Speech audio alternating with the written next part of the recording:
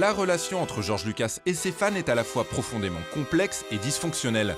Même si pendant des années, de la sortie du premier film en 1977 au milieu des années 90, tout se passa pour le mieux dans le meilleur des mondes, les fans étant même prêts à pardonner l'existence des Ewoks dans le retour du Jedi, clairement là pour séduire les enfants et vendre des poupées.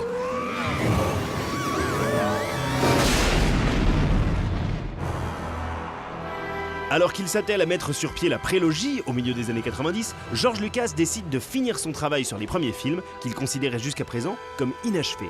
Certaines scènes sont ainsi retouchées, plus ou moins discrètement, avec l'ajout de personnages secondaires visuels ou de nouvelles planètes, mais aussi, et surtout, avec de réelles modifications scénaristiques.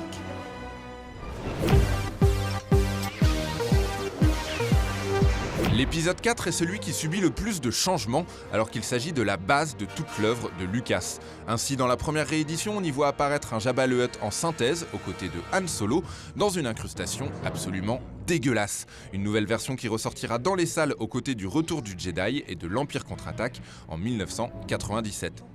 Mais hop hop hop, Lucas ne s'arrête pas là et les amoureux de Star Wars ulcérés ne sont pas au bout de leur surprise.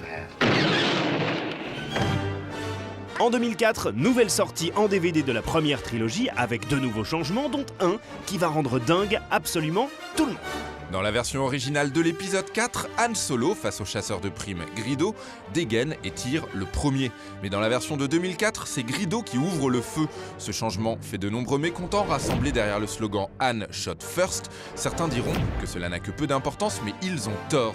En effet, cela change en profondeur la nature du personnage, qui se retrouve ici en légitime défense, rendant son caractère moins ambigu et sa transition d'anti-héros à héros moins significative. Lucas, lui, ne veut rien entendre. Cette histoire fait même l'objet d'un documentaire, The People vs George Lucas, sorti en 2010, qui raconte dans le détail toute cette querelle. Le plus triste étant sans doute que la toute première version de la première trilogie est aujourd'hui devenue introuvable.